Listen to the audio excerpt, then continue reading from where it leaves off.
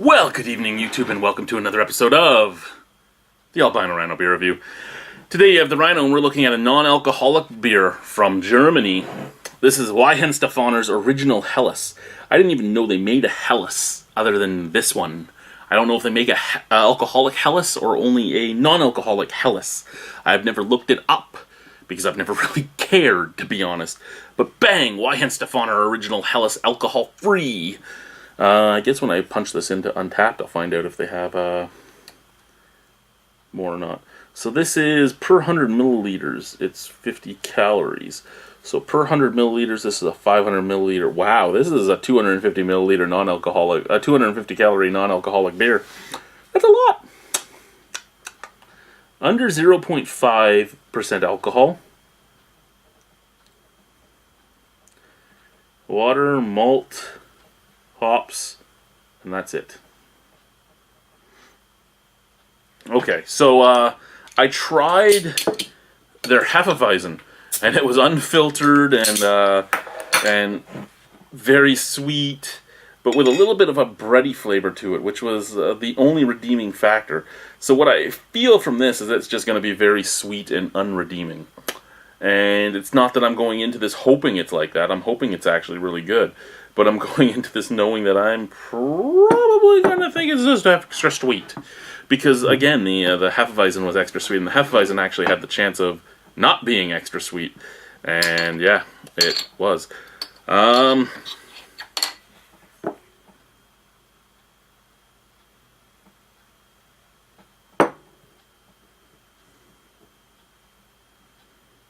that's an intriguing smell to be getting off of it.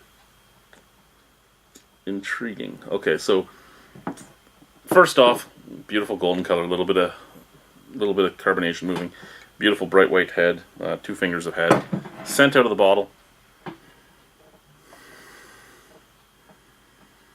Scent out of the bottle, a little bit of graininess and very sweet. Scent out of the glass. Scent out of the glass, kind of like a skunk's anus. It actually smells like a full-on Euro lager, which is weird because, first off, it's in a brown bottle, and second off, it can't be that hopped. So, I mean, was it super hard water used? Because Weihenstephaner isn't really known for huge, super hard water. Like, how did they get that skunky smell in there? Or is it just a tiny bit of skunk mixing with a weird sweet malt scent, and it's making it exemplify itself, explode all over my nostrils? Well, let's try it. Cheers.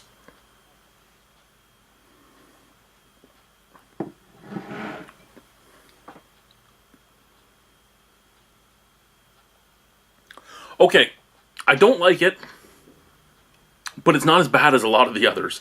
It is sweet, but it's not super sweet. It's overly sweet, but it's not super sweet. Actually, for the under-attenuated non-alcoholic beers, this is probably one of the better ones, to be 100% honest with you. Those ones that just kind of taste like the smell in the air on a brew day.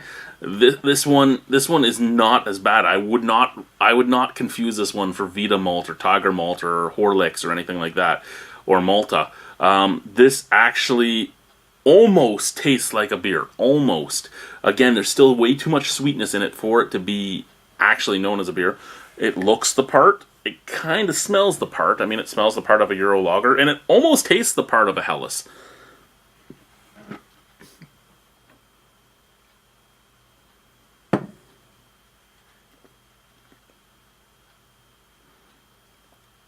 Nice, soft, but very sweet maltiness up at the forefront, and a slightly skunky, slightly earthy hoppiness at the back end that leaves a slight mud pie-like finish on the back of the tongue.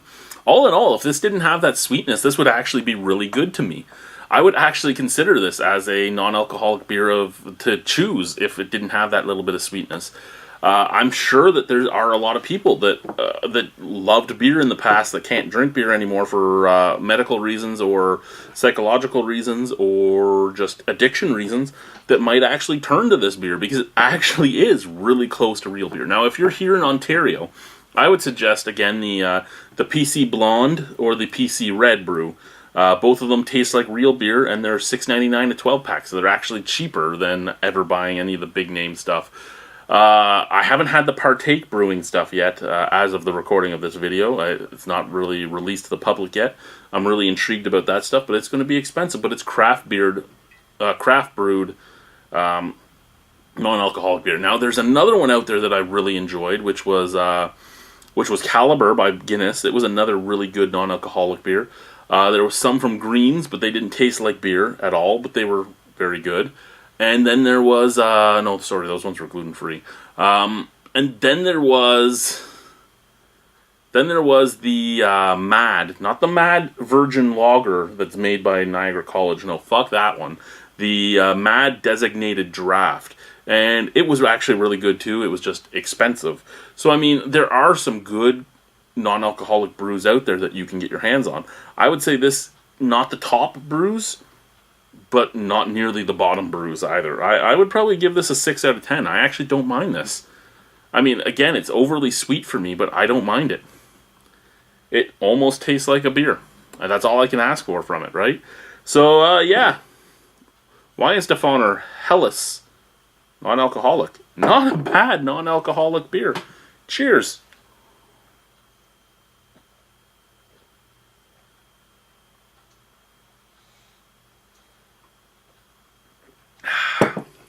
Bye, guys.